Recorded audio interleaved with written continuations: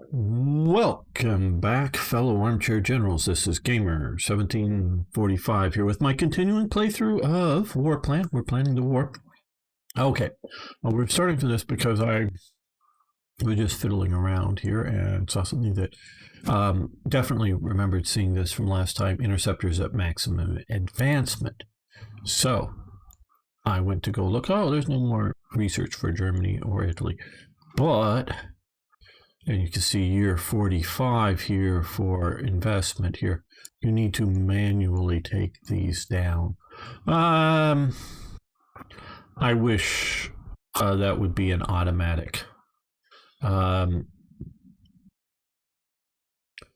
can definitely see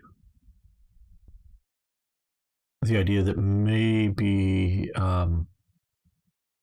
I can see the benefits either way of not once you get a year's progression, whether you should have to reassign points or just let it progress through. So you can go either way. I can legitimately think about that either way. Okay.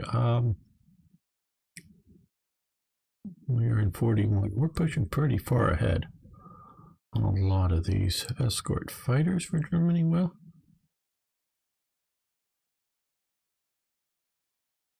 Fighter bombers. Strategic bombing, naval air targeting. That's going to happen. Carrier operation, long range submarine.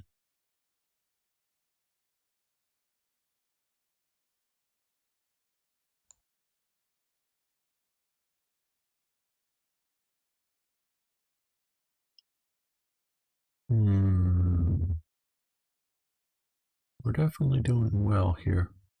I know we have 3 more. I guess we'll just push that up a little bit.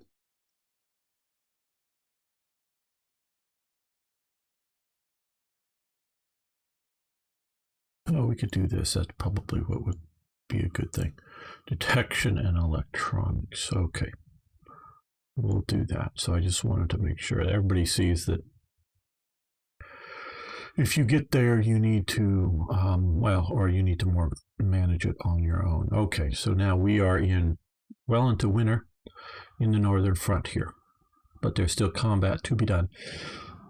Mostly, I think at this point, it is closing up or killing these pockets, securing the front line. Now, if we can find advantageous places to attack, where we'll, I don't know, have good odds, we will be attacking. But beyond that, oh man, this hurts my soul still to this day.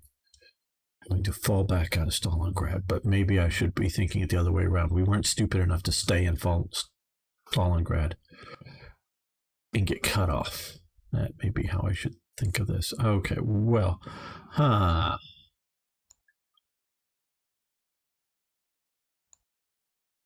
3-2. Okay. Do we have any air that could attack? Yeah, not there though.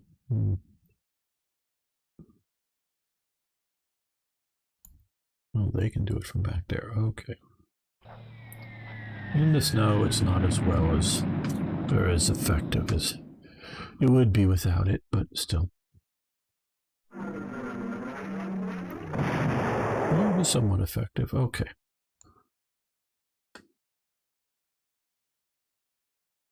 Still just 3-2. Oh, well, that isn't as nice.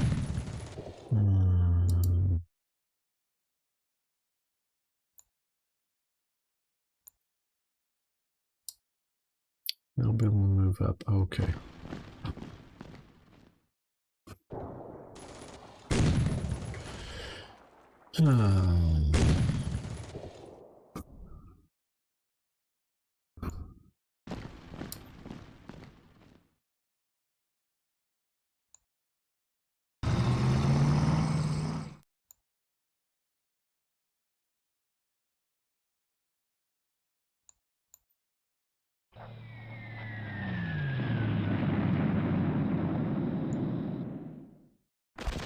Yeah, I know we're taking across the river and all.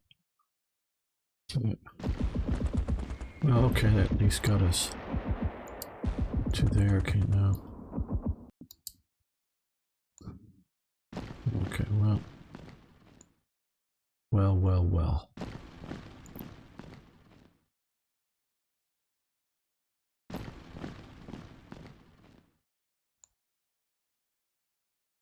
And these guys are in bad shape.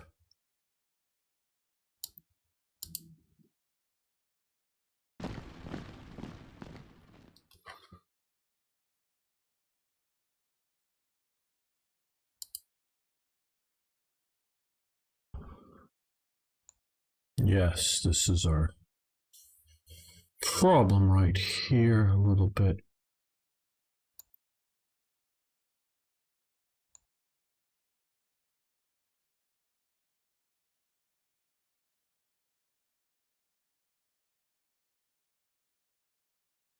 Tackle some other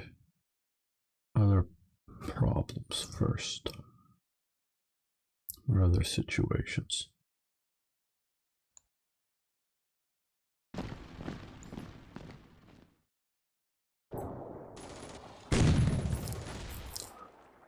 Okay, that should have had air power. We should have done that.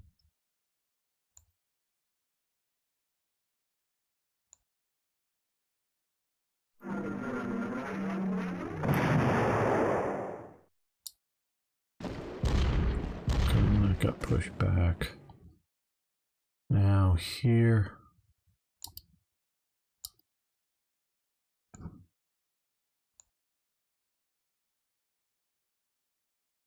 These guys are going to be in a problem without better supply.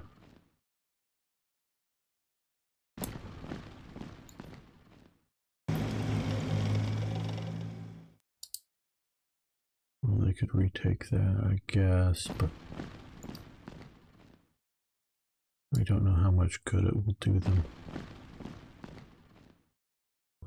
Because we can still sort of kind of supply through the south. Okay, well.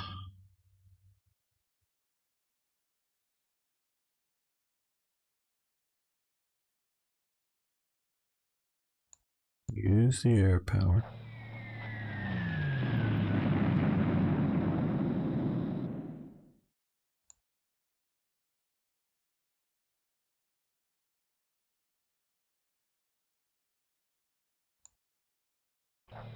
Like I said, use the air power. Take another one for the other armor.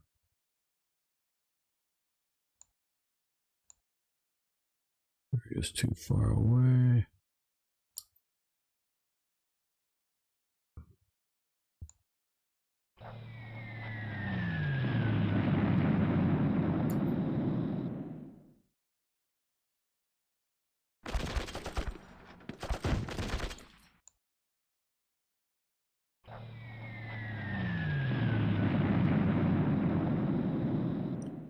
Killing these armor units are important. I don't know how important it is this turn, though. No, might as well attack with this here.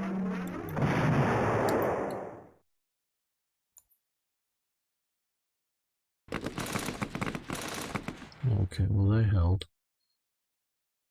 Ah.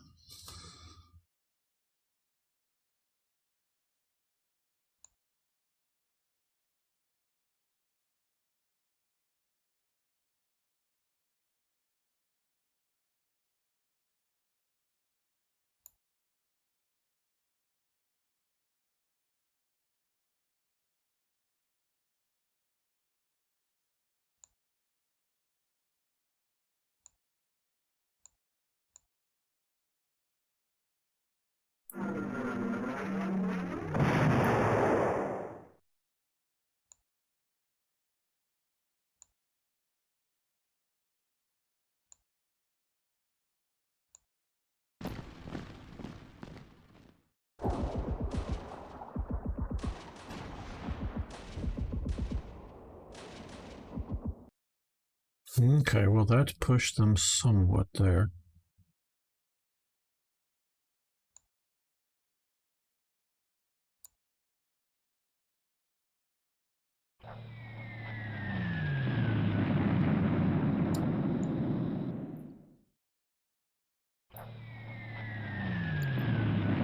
Okay, well, if we can get that taken care of, well, that allow me to move that to there. That's good.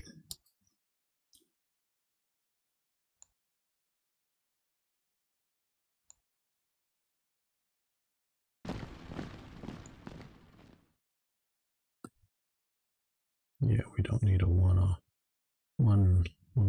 type.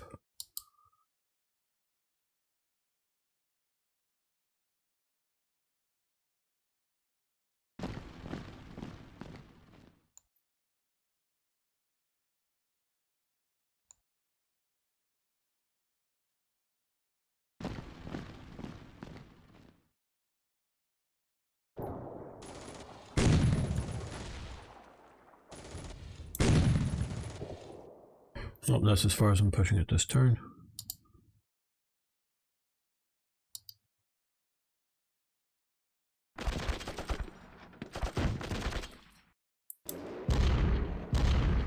Well, that hurt us a little bit. That hurt us a little bit more. Okay, well, no more pushing there. They get to come down to there. I just prefer them not to cut this railway and mostly prefer them not to break out.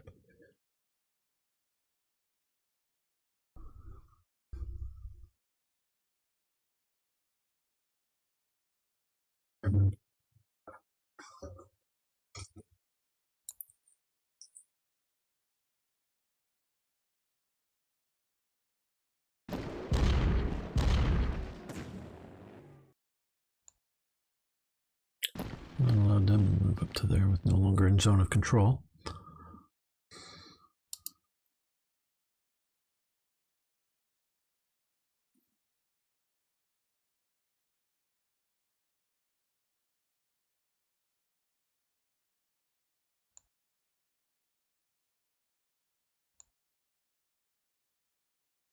Yeah, we need to move this up. So we're going to leave. Oh, and they surrender. Okay, very good.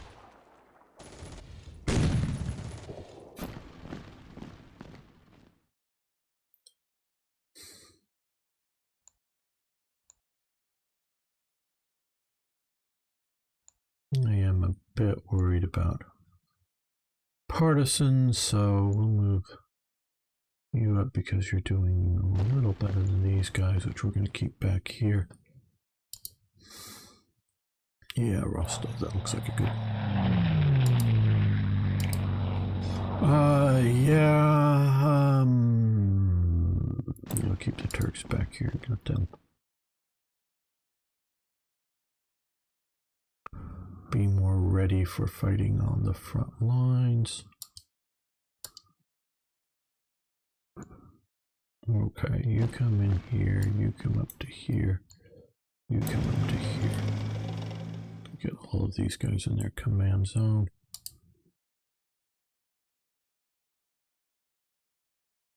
We're going to keep holding Stolino.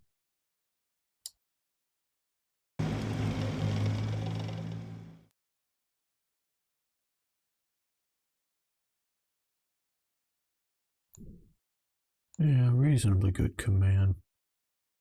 Zones of control. Oh, okay. Bulgaria gets to retake Odessa. Good.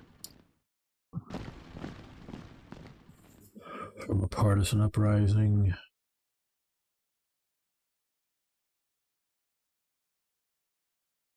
Maybe they'll just stay there for the moment.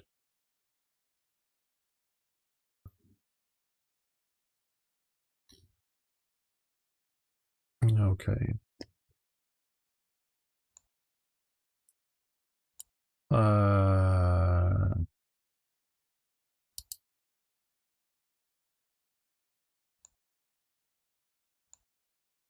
Okay, we can just see where we're likely to be having outbreaks here on the eastern front, as it were.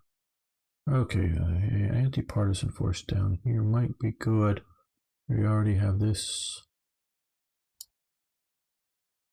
We'll see about moving him here.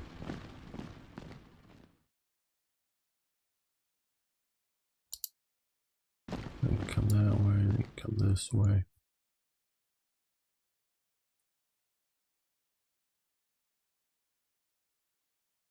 So this one,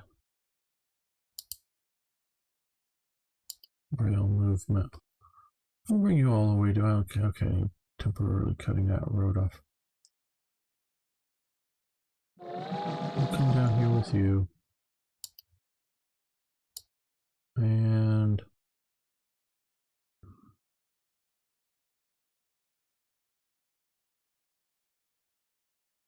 not sure if these are all going to like break out into actual counters on the field, like we have we had up here that they attacked, and don't know if we have any other. Oh, well, we have down here, or whether they'll just be the temporary interruption of rail use that we have going on.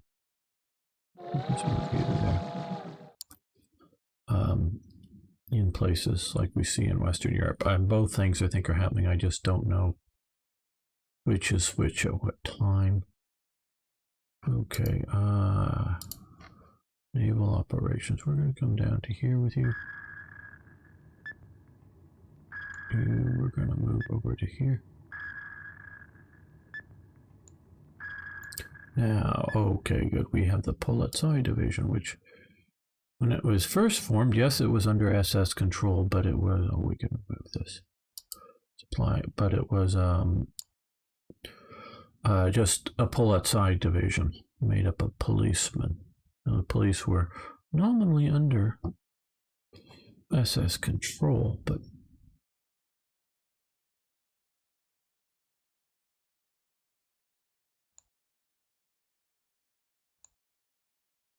later on they are officially moved into as an SS unit.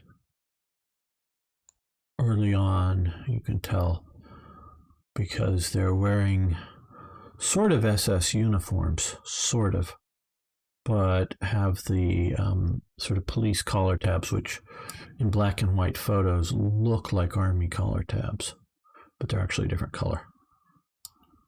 I say in black and white photos. Okay, anything to deploy?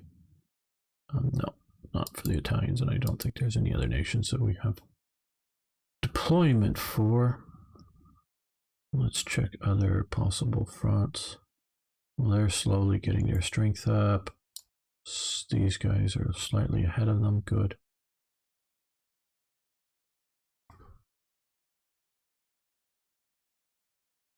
It's still Vichy.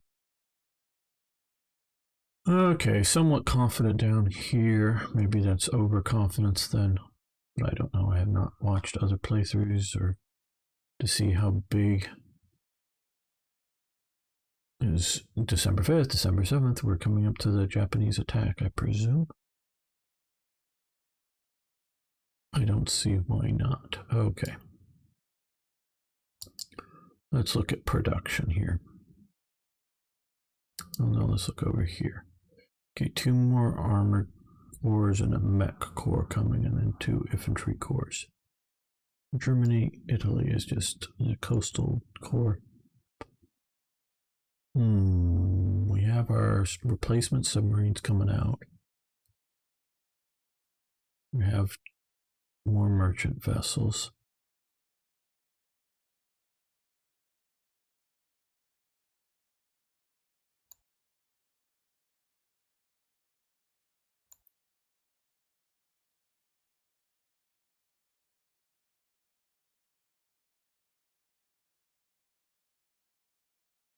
I definitely should be using my truck supply better, but so far it's been relatively decent with. These guys haven't moved yet.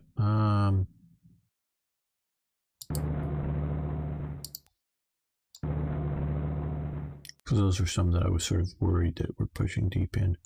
Oh, well, up here. Yes, well. Yeah, let's do this. Let's see if we can threaten them in the north a little bit more.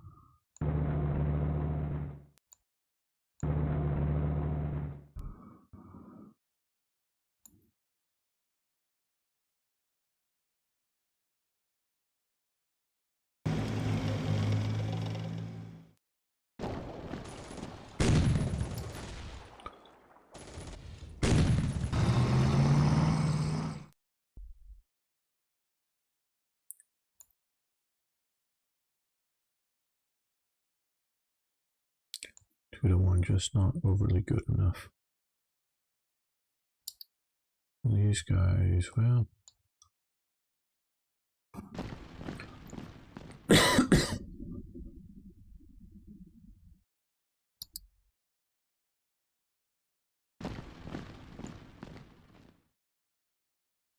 But I think I'm going to leave them right where they're at. Okay. Get back to what I was thinking about. Well, I don't know. We'll see about doing. I think, though, what would it cost for that? 310 or 313 actually, but yeah. Those are expensive, aren't they?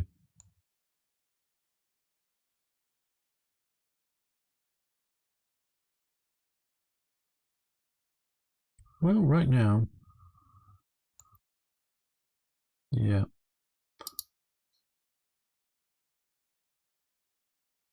I think one of those would be nice to have eventually. And we really haven't looked up here, but I don't know.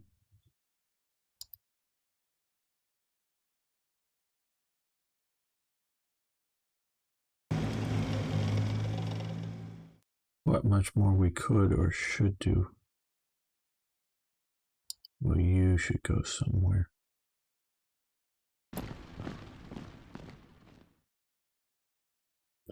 Yeah, maybe once we get there, he can move up to there. We can do a 2-on-1 attack or something that might be useful.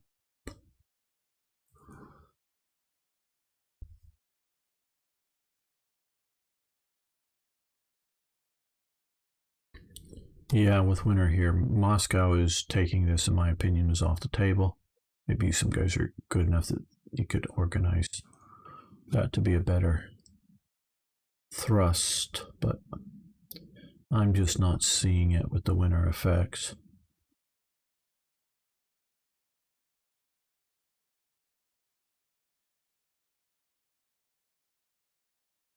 Well, I'm looking here. Not at that, but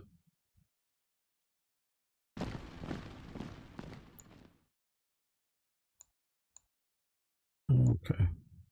Well, it's a pretty strong core there.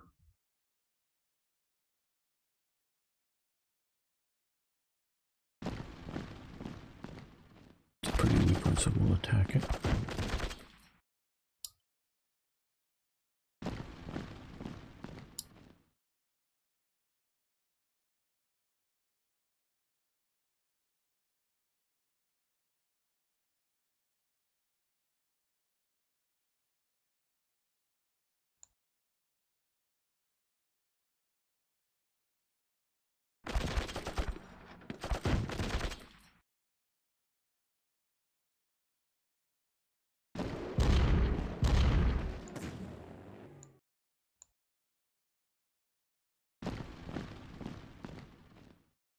There we go.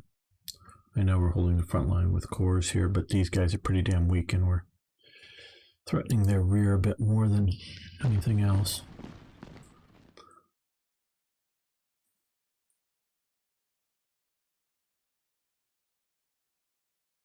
Yeah, that's reasonably good.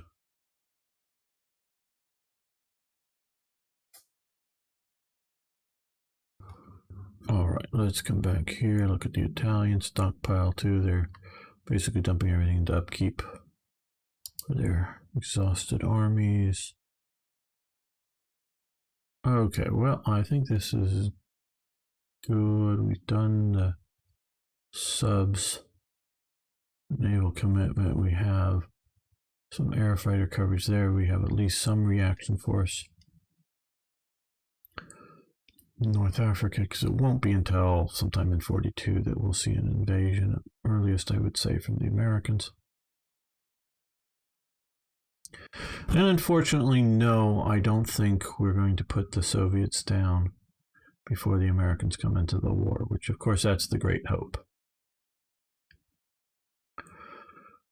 My contention is if you have defeated the Soviet Union, you've created something new out there. I don't know what it is. Maybe a Soviet rump state, but some sort of thing. And all you need are some screening divisions just to sort of sit along an uneasy border by moving all of Germany's mechanized forces, all of the air forces, and all of that back to Germany. I don't think the U.S. could effectively invade Germany. I may be wrong about that, but I don't think so. Now, it doesn't take, this isn't saying it required the Russians to defeat Germany either. All it takes, in my opinion, is for Russia to keep enough forces occupied. Meaning, if there's an active war going on, and sure, if the Germans control Leningrad, Moscow, Stalingrad, and the front is somewhere, out here, but they've got to keep let's say half of their mechanized forces. They've got to keep a significant amount of air force because you need, as we can see here, the idea of concentrating force from different, areas, attacking here or attacking up here. It's a area of operation. Having some air forces, even if you don't have a big Soviet air force to contend with, having some air forces up there operating will, are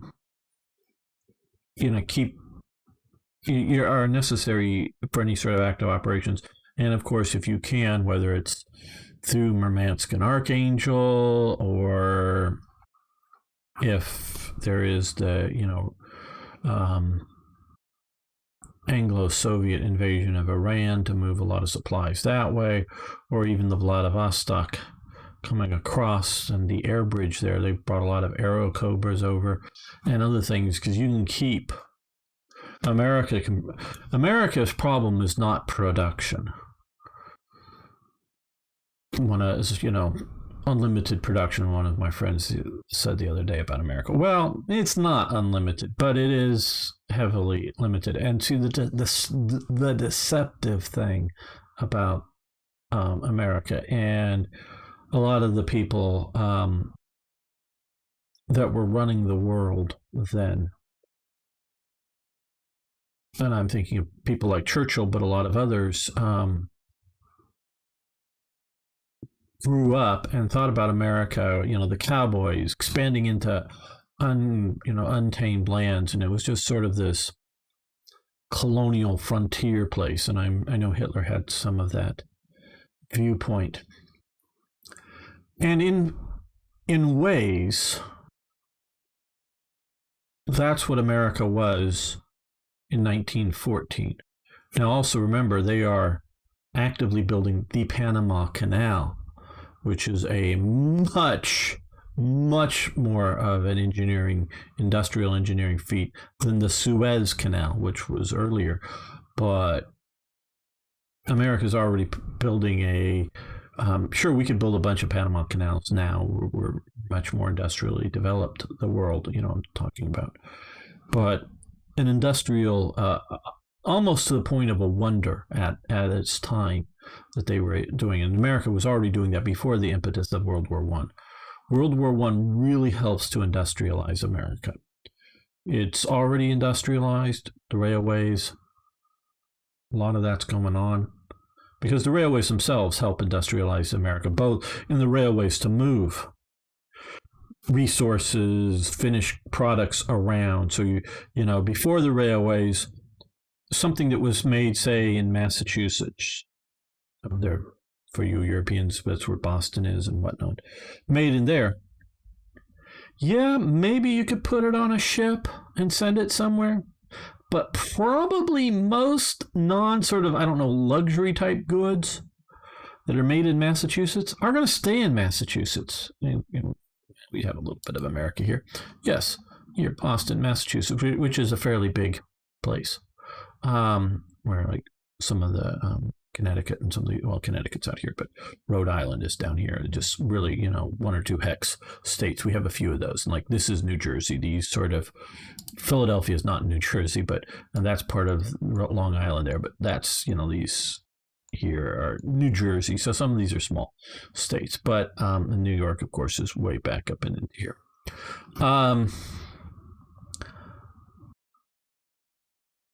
Yeah, this is an odd map of America, but whatever. But before the railway, stuff, made in Massachusetts area is mostly sold in Massachusetts area. I'm sure you'll find exceptions. Down here is Colt firearms. So Colt firearms were being sold all over America, but that's sort of a bit of a high-end industrialized specialty item. But now Colt comes in and being sold everywhere after the railways. Okay.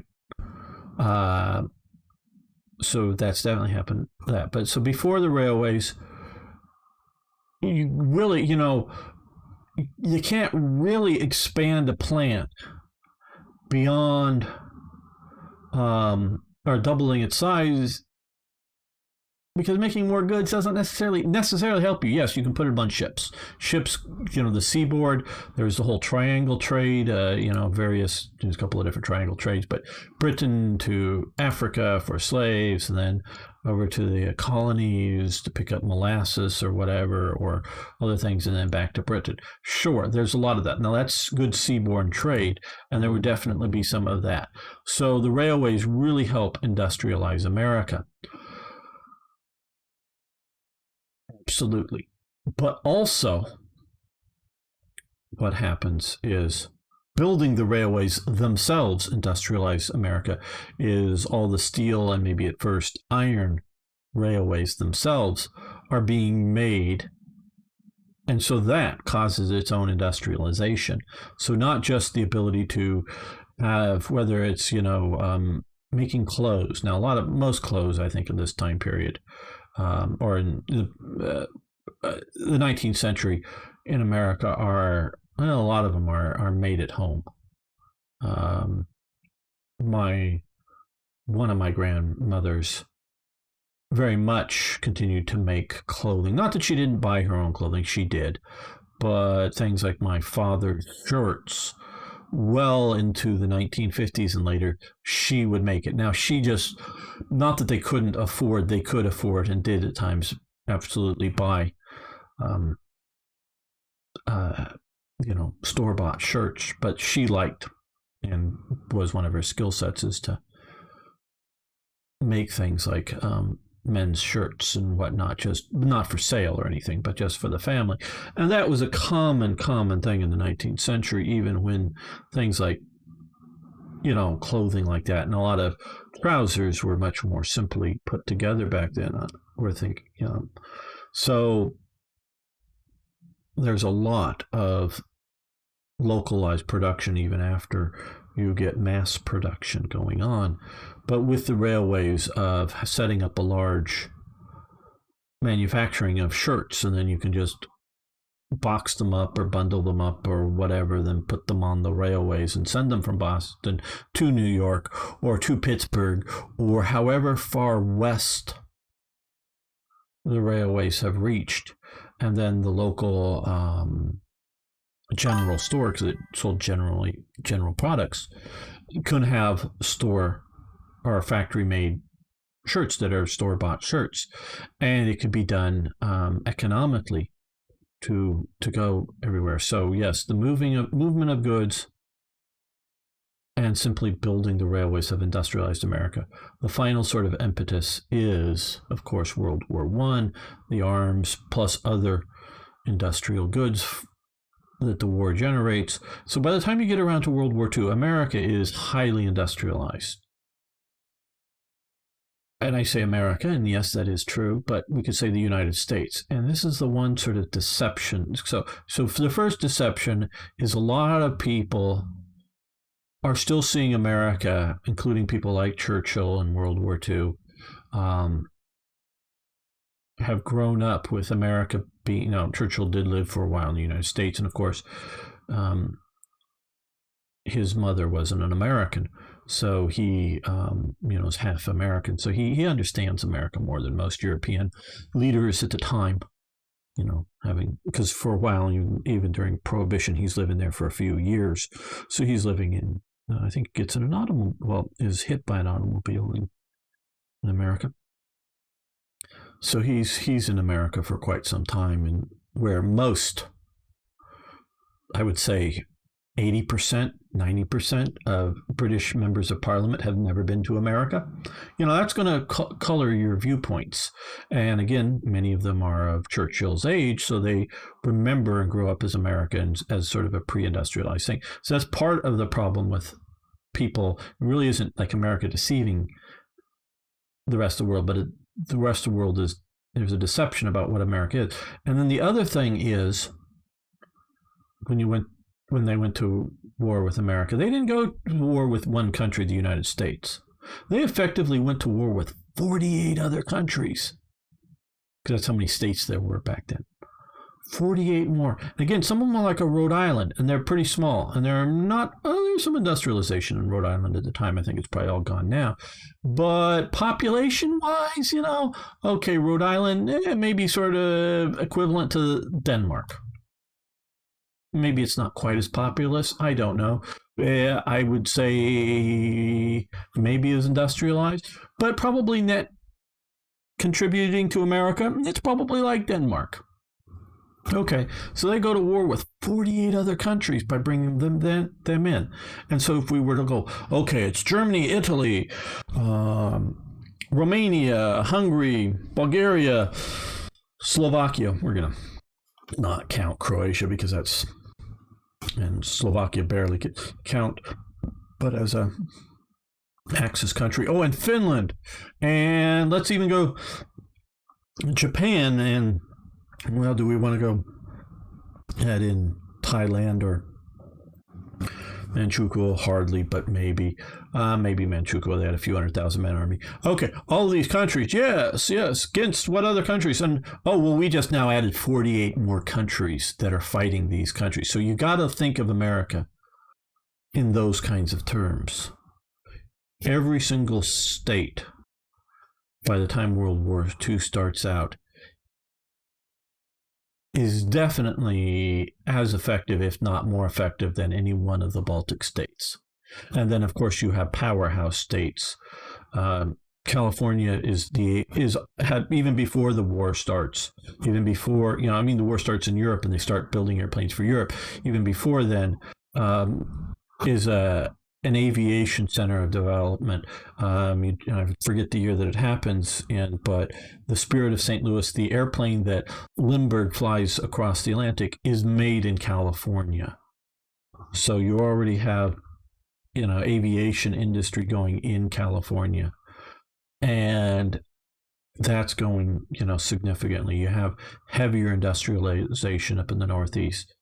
So by bringing America into your war, production is never really the issue with America.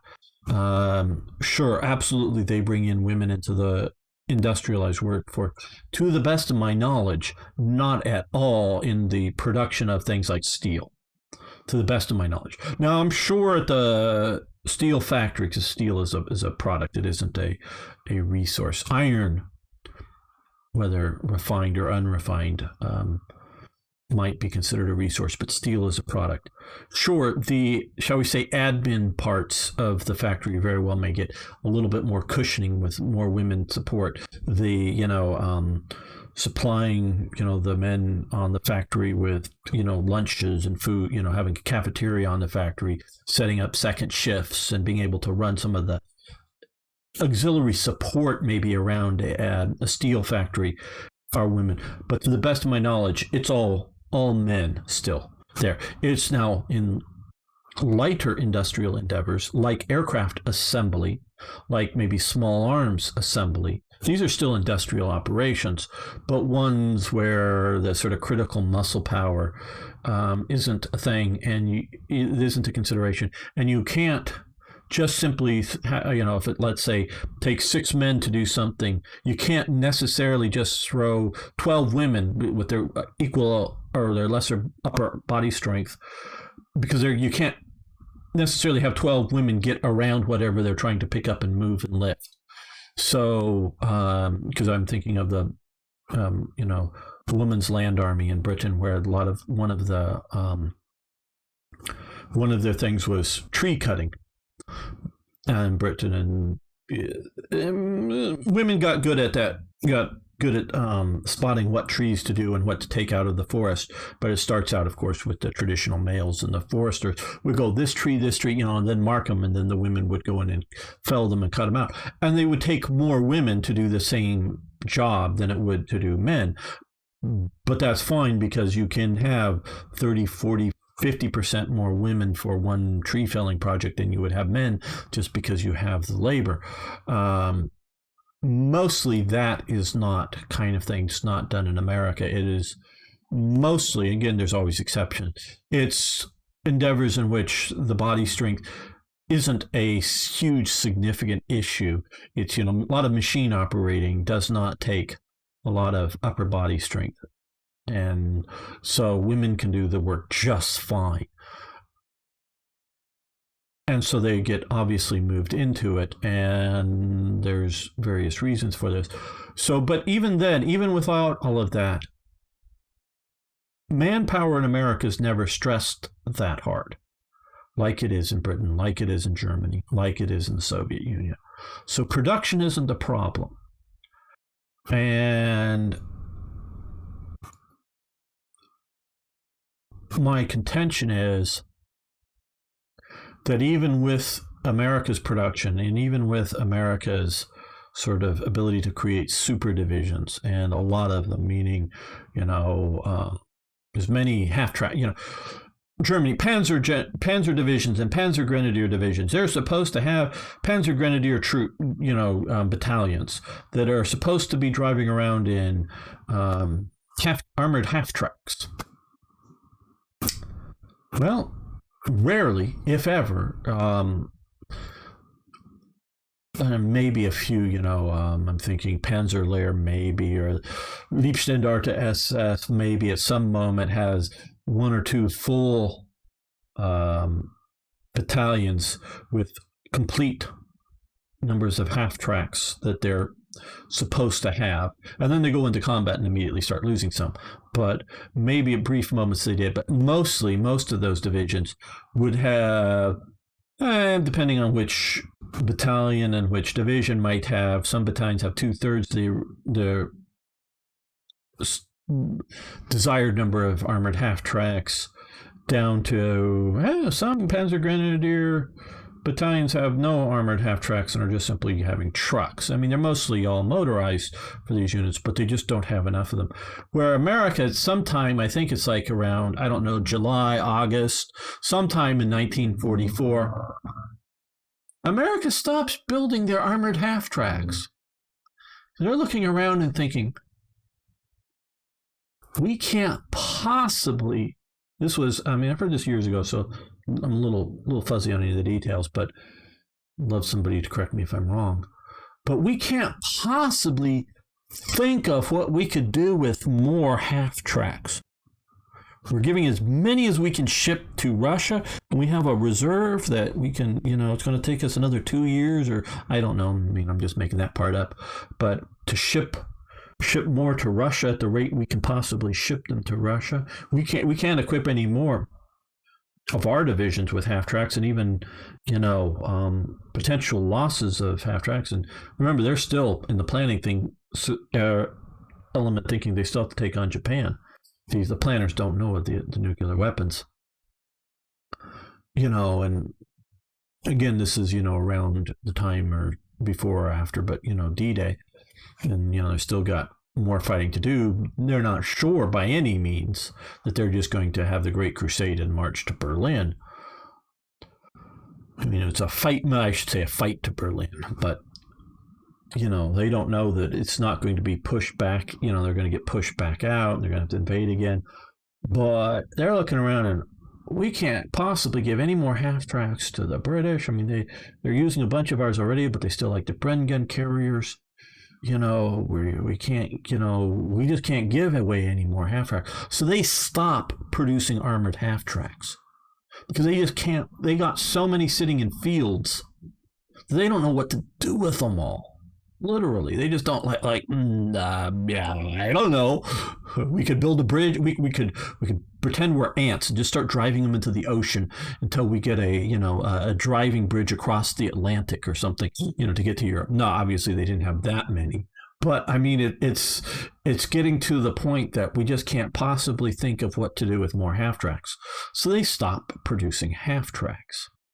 And because they also, in their planning mind, they're not going to upgrade them to half-track 2.0. The Americans were very set on, if they're good enough, we're just going to keep doing them. We're not going to marginally improve them. So we're not going to make better half-tracks to replace the less good half-tracks. No, we're just going to use these half-tracks. They do the job as we see that they need to do the job, and they're good. So America's issue is not production. That just isn't an issue. So if they have supply lines open, as best the supply lines can manage, they can keep feeding material into the Soviet Union. So that can keep the Soviet Union fighting. So if the Soviet Union is fighting, America can defeat, but it doesn't need the Soviet Union pushing into, my contention, it helps, but doesn't need the Soviet Union pushing towards Berlin. The Germans could be sitting in Moscow, so long as the Soviets are fighting and tying up a lot of German divisions. The Germans can be sitting in Moscow. Because the U.S. is capable, because it is an Anglo-Saxon nation, it understands sea power, it understands how to move by the sea. And they understand that they can do hammer blows of fairly large division, or not a fairly large invasion forces around. They didn't have enough Higgins boats. The original concept was to do Normandy and the Anvil landings down here in the south of France at the same time, but they just didn't have enough Higgins boats and some of the other larger landing craft to do it all at once. So they do this, and then later they ship them down and do the second landing down here effectively. I'm not going to disagree with them entirely, but they probably had enough to do a landing down here. They just didn't have enough to do it in the style and manner in which they had become accustomed to doing, an overwhelming force kind of thing, meaning if I don't know the numbers, but I just bet they could have put a landing force that would have landed something that would have effectively been a landing, and maybe not charging up north into France, but enough to tie up German forces down here to keep them, keep Germany sort of guessing of where to send reinforcements kind of thing. So they probably had enough to do something, but just not enough to do what they wanted to do. And so they just delayed it. And so it actually comes down to a lot of the shipping as the limitations for the America. And America is still, of course, also cranking out as many Liberty ships as they can. That is the big limitation for America. It's not production, it's shipping. And so America can land and overwhelm a lot. But if Germany is able to get all of its really good Panzer Grenadier divisions, having them sitting, I don't know, somewhere here, and then a big super D-Day invasion, and then boom, all of these mechanized forces slam into it. It's at the point of contact and the interior lines of strategic mobility, shall we say, that Germany's able to take advantage of and overwhelm any one of these things. And it sort of gets to the point of this is why I was thinking it, that the Normandy landing up there, D-Day there, and Anvil down here, and the limitations there, that the U.S., even if yeah, or even if they take a little bit longer and produce some more Liberty ships, if they don't have so much being tied up by the Soviet Union, they might be able to do two major landings at once, but that's about it. And I really think the Germans can probably crush one and create a sort of Dardanelles or super Dardan, down here from World War One, Gallipoli, I should say, sort of a super Gallipoli while they crush one and then move the forces and crush the other. And I think the air war would have shifted and changed with so much coming back over here. This, and presumably if they defeated the Soviet Union, whether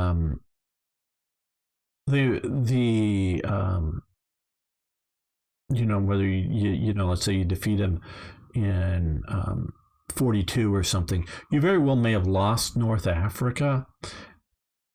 I don't, with the Soviet Union defeated and a lot more German divisions sent down in Italy, both the idea that they're sort of occupying Italy and, well, hey, we've just defeated the Soviet Union, the political elements that depose Mussolini, even if, you're sort of losing somehow, it doesn't look nearly as lost cause.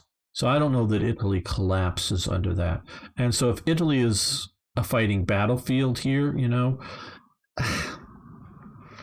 this is not, as Gallipoli shows and some other things, this is not a soft underbelly of Europe. This is mountain pass fighting so that the Germans will be able to do. So you really shift the war a lot. And I don't know that the U.S. can defeat Germany. Now we can talk nukes. Well, two nukes won't defeat Germany in the sense of defeating it militarily in this, two nukes didn't defeat Japan militarily. It defeated them morally, however you want to say that, and then their morale, in that they saw, oh shit, these are two bombs. Presumably they have more than two of them. They can keep erasing our cities. We've got to surrender.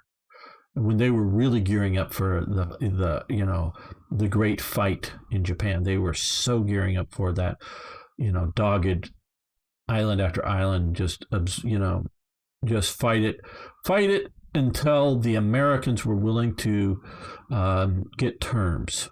Japan's going to lose. I think they all saw there was the Japanese mindset wasn't what Hitler was trying to sell. Victory's just around the corner with the next super weapons. Nope.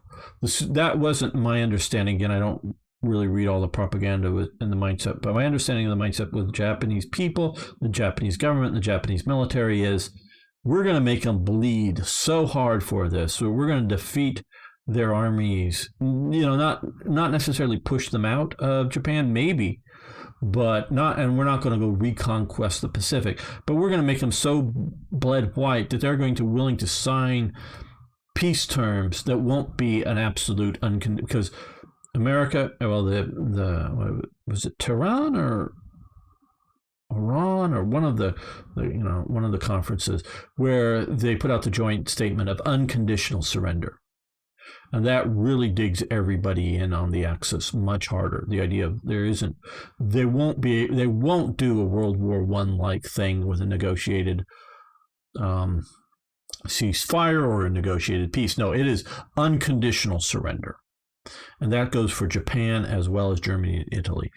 So there's no conditions on the surrender. So it's America, in my opinion, gives it very generous surrender terms. Or, well, it's unconditional, but very generous post-war conditions for Japan would be a good term for that. Meaning the emperor is still around. We haven't, carved up much of Japanese territory. I mean, most of some of the Pacific, the way out Pacific islands that they had sort of taken from Germany in World War I that maybe U.S. possessions now. I don't know.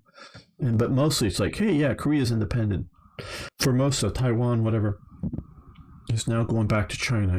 It's mostly that kind of stuff. They're losing their overseas empire with the ultimate idea that eventually they'll get to govern themselves in time once, Shogun MacArthur is done with reorganizing their society. So yeah, they get off good. They get off well in the post-war settlement. Germany a lot harsher, of course, because they get divided between the superpowers, kind of thing. But yeah, now of course Germany behaved very badly, and they deserved what they got. Even what the Soviets gave them, they deserved what they got, and the Western Allies gave them much, much nicer terms or conditions, or whatever you want to say, in post-war, than they deserved. The Germans did not. The Germans hardly deserved to freaking survive. I know I have a lot of German viewers, but when you behave as badly as the Germans did, it's pretty bad. Not saying get rid of the people, but should there even have been a Germany afterwards? They behave badly. They get off well, still having a Germany existing. And even they've carved up for a while between East and West Germany. I'm not saying the Germans today, the modern Germans, those are different people. I'm talking about the people then. They behaved very, very badly. Not just going to war. I mean, that's bad enough, but all their other things. So, yeah. So that unconditional surrender really paints Japan into a corner. And the U.S. is in no mood to adjust it. But the Japanese are thinking that they can just dig in and fight it out to get better terms. Get terms that they would find somehow acceptable. The nuclear weapons, break them mentally. Would dropping a nuke on Berlin or Dresden, or you got to pick almost a city like, I don't know, Munich or something that isn't completely destroyed beforehand, and dropping a nuke or two on them, and they go, yeah, we surrender. I don't know if that would have done it. I doubt it, especially if you haven't already, like Japan was already defeated when we nuked them. I mean, their navy was gone, their armies, wherever we were really contending with them. I mean, they still had huge armies in, Manchuria and China and whatnot, but where we were battling them in places like Burma, in the not just the Pacific Islands, shall we say, because those are sort of out in the way out in the sea, but the Philippines, they couldn't hold the Philippines. Their armies were defeated, and we could just continue to defeat all the rest of the armies. There wasn't going to be anything different. And the High Command Japan knew this. They were defeated when we dropped the nukes. An undefeated Germany dropping a couple of nukes on them, maybe that would become such a shock that they would surrender, but I don't necessarily think so. It might just enrage the German population more than it do any good. So yeah, without the nukes, my contention is had the Soviet Union been thoroughly defeated, and then whatever that looks like, and I don't mean complete German occupation all the way to the Pacific coast. I mean setting up some sort of government that isn't considered an immediate threat. So all you have to do is put some, divisions along the border just to make sure that they don't cause trouble. But otherwise, yeah. Well, I know that was a long talk. Hope it was interesting. Love to hear your thoughts on if the Soviet Union is defeated in a timely enough manner. Could America? Because Britain can't. Britain can't.